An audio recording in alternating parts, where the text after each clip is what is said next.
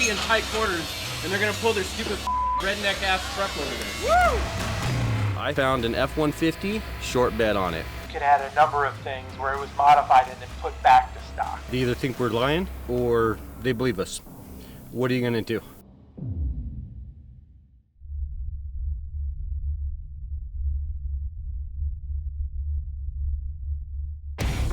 Four teams, 7 days to build a badass truck.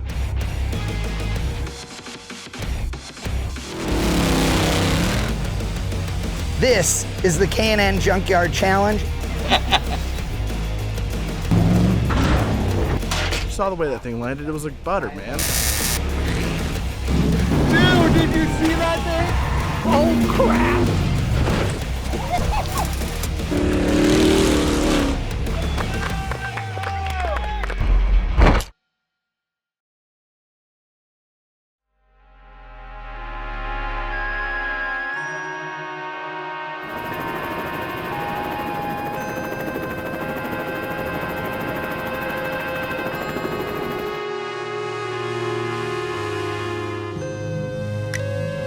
It's day 4 at the Junkyard Challenge, and the teams have all made serious progress on their trucks, finishing the front suspension and getting most of the way through the roll cage. One team is emerging as the clear leader, but of course it's not who finishes building first that wins, it's who finishes first on race day. In a competition like this, if you do it wrong, you're gonna pay the price in a big, big way, so money is gonna be important all the time. Hey, actually doing this makes me go, could you imagine if all 4 of us opened a shop? One, we'd never get shit done. And well, we got that guy, that one's just about there. The rad arms, yeah.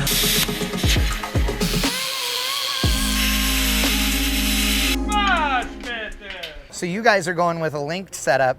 Why is the suspension gonna be such a key in this competition? Well, we're going to be doing a lot of jumping around and a lot of, whoop sections and stuff through this short course here. And having that rear suspension dialed and being able to have a controlled rear end on this truck is really going to help the front end even more. It's important to make sure the suspension is going to carry the weight really here, because it could be the key in every bit of this competition. That's right. That's absolutely right. Doing some minor massaging Massage. of components. Yes. Better chance of winning if you don't break them. There you go. Words to live by. Exactly. I like it. I have to say, your suspension excites me the most. What we're doing right now is we are cycling the rear end, because we need to make sure that where we've got our upper link pockets and pivots for the upper and lower, we're making sure that they're in the right position. So when we cycle this rear end up and down, the drive shaft, if you don't have your geometry correct, it's going to want to shove that drive shaft into the trans, and then you have all sorts of problems. We made sure that at full droop and at full bump, that drive shaft is not going to be slamming into the back of the transmission.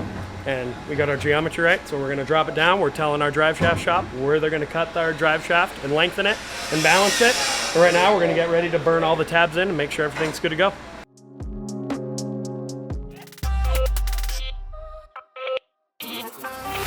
We're using the Dirt Logics, full rebuildable, fully revalvable, come with resis. Nitrogen charged. I've used them a couple of times in the past. You can make them work really good. Having a coilover that is valved correctly, that has the right nitrogen, that is the correct length, has the right spring rate on it and everything, that's going to be the difference between a smooth landing and just a complete chaotic crash landing, which we're trying very desperately to avoid.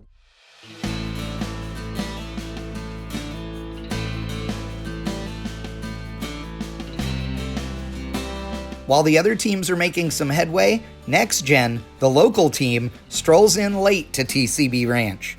The clock is ticking, and it certainly isn't going to help when they realize their rear end housing is missing.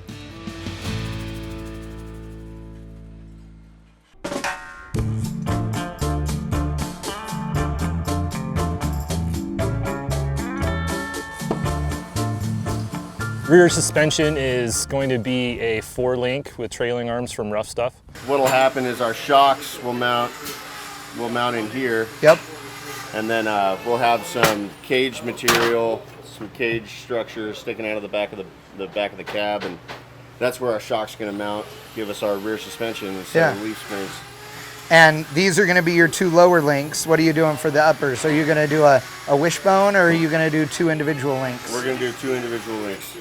We have our 14-inch 2.5 Dirt Logic coilovers mounted to the trailing arm, giving us more travel versus mounting them straight to the axle, because your axle's traveling back here and we're mounted here, so we get even more travel out of the shock. Right now he's got all of his tacks done, and now he's doing his final welds on the beams.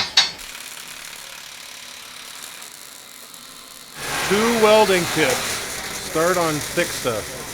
That'd be the first one. Thin stuff's a lot harder to weld. If you're gonna go out and play, yeah, you're gonna have to learn how to weld. Either that or you're gonna pay somebody to know how to weld, you know?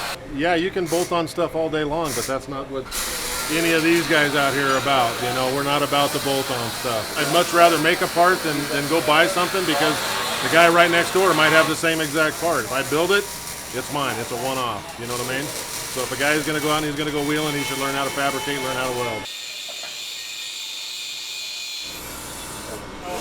Fabbing, suspension going together. I'm actually clean for once. Yeah, James is clean. Look at that. What in the hell? The back, we actually trussed the rear axle. We had to build all that because, again, nobody makes a truss. Right now I'm welding the axle truss onto the axle housing. This is more peace of mind and strength and longevity on these open areas. To the axle tube itself, we're going to plate it so that all the load that's going on from the suspension and everything will get spread across the entire axle, keep it from bending, keep it from breaking. So if you want to take a little bit off of this top corner, Yeah. and then How much needs to come off and up in here? we got about 3/16 gap on this end, and it's touching up here. My dad stepped up. He's pushing through a lot of pain right now. He's a bad knee. He's got a torn ACL, plantar fasciitis, and sciatic nerve. So he's got a pinched sciatic nerve. So he's all messed up. So he's out here pushing through that just for me, just for us to have fun. If you look at Damage Inc.'s truck, there's a lot of product there that was available for that truck that they were able to just kind of set on, make fit, fab it up. They went quick. We actually had to make those parts and then make them fit.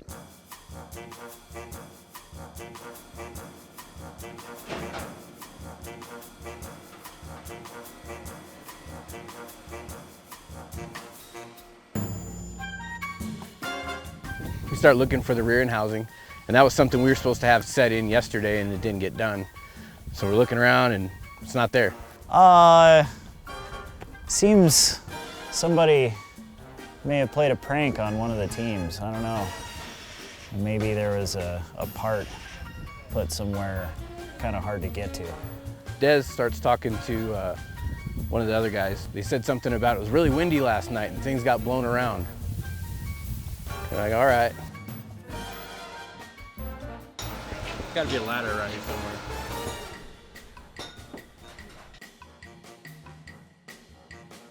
Maybe you guys should think about staying and drinking a few beers with us at the same time. You could also put your shit away. Thanks, guys. We didn't travel out of state, so we got to go home. You know, I got a 2-year-old daughter at home that I haven't seen in 5 days or something. They already know that there's a little bit of animosity between the two teams, and it seemed like they just were like, oh, we're gonna egg it on a little bit. Now I'm pissed. That's bullshit that people would do that. When Don throws an F-bomb, somebody messed up, because that guy's usually real mellow and he doesn't swear a bunch. Put our rear end on the roof. All right, well, we told the rowers that right away. It was just a fun time. If that's not, we can dish it out or we can take it. So if it were the other way around, we'd be cool with it. So it won't happen again. While it may have been a harmless prank, it seems clear that there is some lingering animosity with Team Nexgen.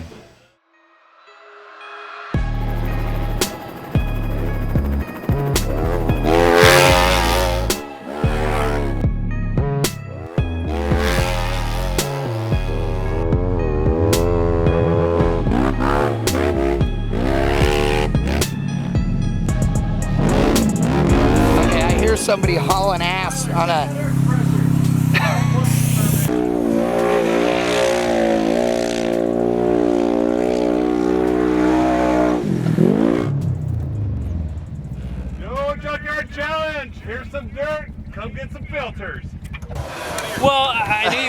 here, middle of nowhere. Thought it was a good time to take the toys out.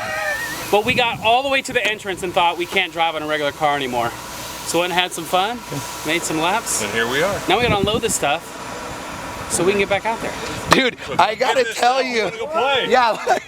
Okay. We got you covered on the unload. Yeah, don't worry. Tony, you know how to make an entrance, my friend. Yeah, well, I work at it. How you doing? Dude, you're the navigator. I thought you were supposed to keep him in check, dude. I was working on it, but he wanted to push it. This is home for K&N out in the desert, right? Yeah, this is exactly where K&N started, right, in the desert. It was a machine shop that turned into a race machine that turned into a filter manufacturer. You know, these guys are building these things on a budget, but we need them to live, right? Right. So we had to make sure that we gave them a few parts that were going to survive so that they didn't have issues and end up broke down, right? Sure. So we didn't want them running on junkyard tires, so we got them the Toyos, and we wanted to make sure their engines lived as well as possible. So we've got them your oil filters and your air filter systems for their particular rides, right? Yep. So I'm hoping that that's enough for these guys, right? Yeah, well, I hear a shop vac running. We might need to get one of the filters for that. You know, out here, you're gonna need a lot of them, right? This is the dustiest place ever.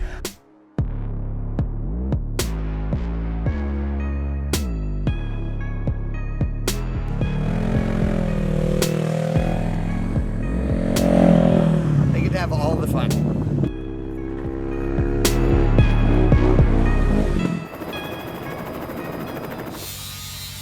So how long until we're going to see this thing cycle? I want to see this rear suspension and see how those devers are going to work.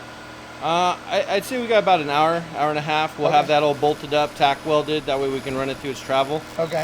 We got to move right now we got to move it forward a touch to get our drive shaft length corrected, because obviously we don't have time to build a custom drive shaft. Right. We're going to make it all line up and work off our old stock drive shaft and cycle correctly. So we want to make sure we don't blow the drive shaft through the back of the transfer case, and it doesn't fall out when it droops out, so we gotta get that happy medium. We're running a dever pack. It's actually called a link killer. It takes way less material, it's lighter. We can get the same reaction as the links with the coilovers with just the shock and the leaves. You wanna be as light as possible and as fast as possible. I like leaf springs a lot better just because it takes half the time to set it up. We actually measured out 21 inches of travel. With our truck, we knew that the drive shaft downwards angle, the drive shaft will plummet in too far, so we're actually limiting downwards travel.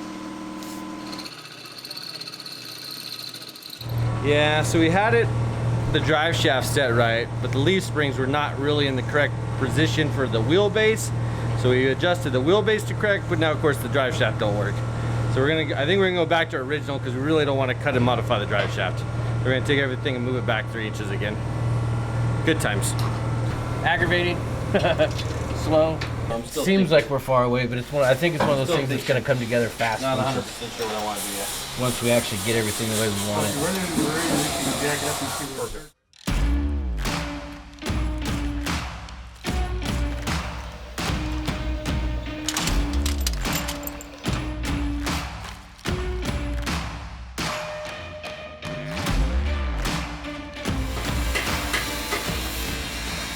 So we got some drop shackles to kind of build a cheaper, longer travel leaf spring suspension in the back. This should help with it. We're gonna relocate the back hanger, and then hopefully these will let us get more droop with our basic leaf spring setup, because we're not going too crazy like the rest of the team. This should replace this one. If we put it on now, it would lower the truck, but we're gonna cut this part off and drop it down so we can get more droop out of the suspension. So when this thing fully goes down, we get just that much more out of it, versus this tiny little thing can only move that much. So this should be a big help with using all of those big Fabtech shocks we got. So we got our add-a-leaf.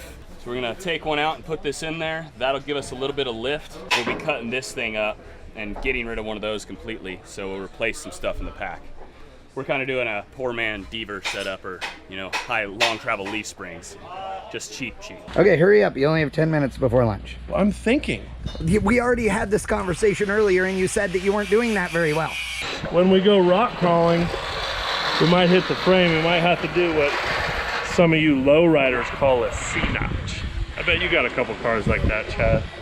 C-notch is for everybody, okay? Yeah, it's universal. All right. What do you think, Ori? one there. But you got a bunch of these little pieces, Oh, yeah. see? So, So we Right? just go right there. Yep. I think so. Yeah. We should just weld this one in. I could weld that in. further I back guarantee you you get- I could fill every inch of that. It might take a little while, but I guarantee you I can make that happen. You get two things when you go further back. You get more in the line of travel, and you also get where this widens out a little bit. So if we ever put a coil carrier on there, we've got a little bit more room. We can also notch a frame. Yeah. C-notch, apparently, have you heard it?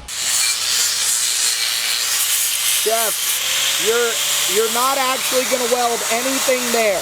Hey, Jeff is over there grinding on the axle housing on a spot that isn't getting anything done to it to make it pretty. Believe me, it's nice to just have him over there doing what he's doing so he's not over here. You know what I'm saying?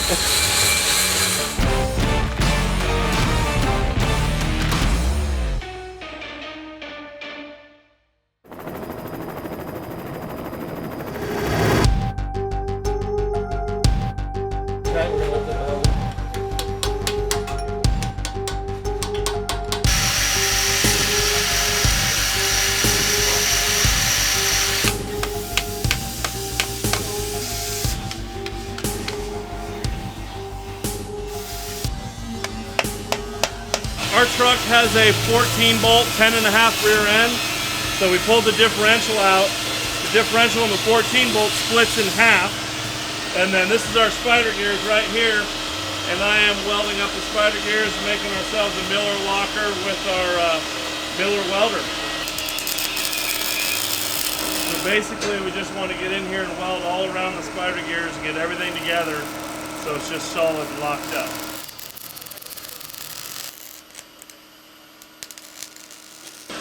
There we go, all welded up, ready to go. We'll have basically a spool in the rear end and both tires turning. Nexgen went with a used 9-inch housing that Mosier completely outfitted with a nodular iron case, bearings, pinion support, and of course, 31 spline axles and a matching steel spool. With even just a 31 spline axle, Mosier's use of high-quality alloy that is induction heat-treated allows for a 30% increase in strength over a same-sized OEM axle. US Gear supplied 538 Lightning gears to help keep the 5.0 in its power band, which utilizes an isotropic super finishing used in NASCAR and IndyCar. Not only does it eliminate break-in, but it reduces friction and fatigue while improving durability and oil retention.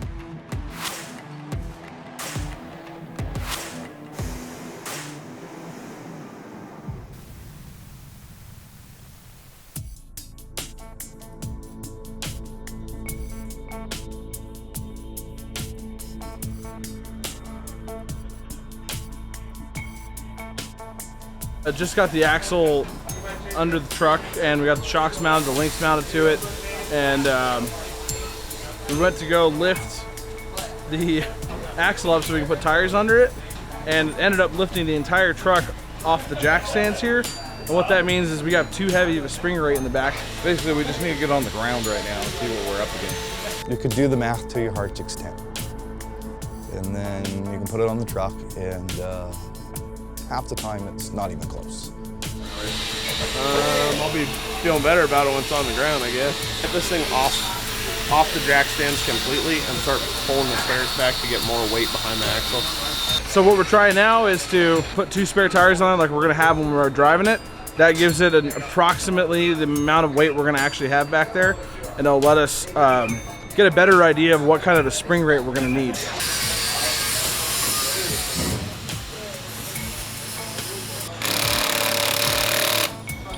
Three inches off the top of the spring. And how about the fronts? Front's golden. I think we've done some pretty good shit for 4 days.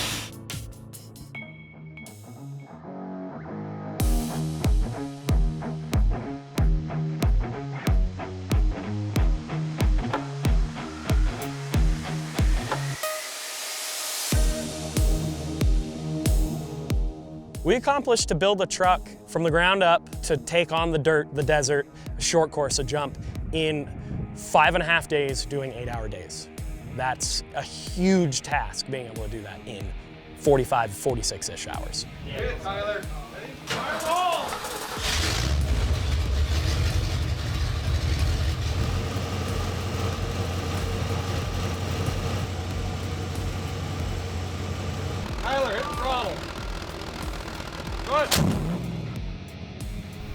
Last one more. Coming together as a group of guys who are just friends. We don't do this for a living. We don't have our own shop. We do it because we love it and this is our passion. Woo! It's a huge achievement, not just in the aspect of building that truck, but in the aspect of us being friends as a team, teamwork, being able to do that. The morale right now is extremely high. I think it's beer time. Beer time.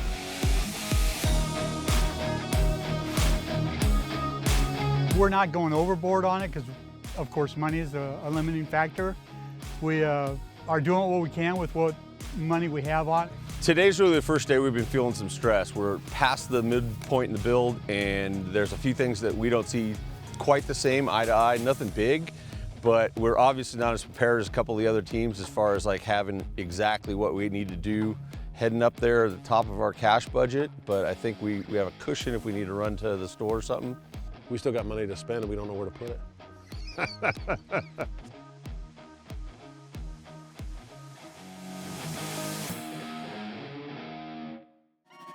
You gotta cheat with nitrous. A cheater bottle.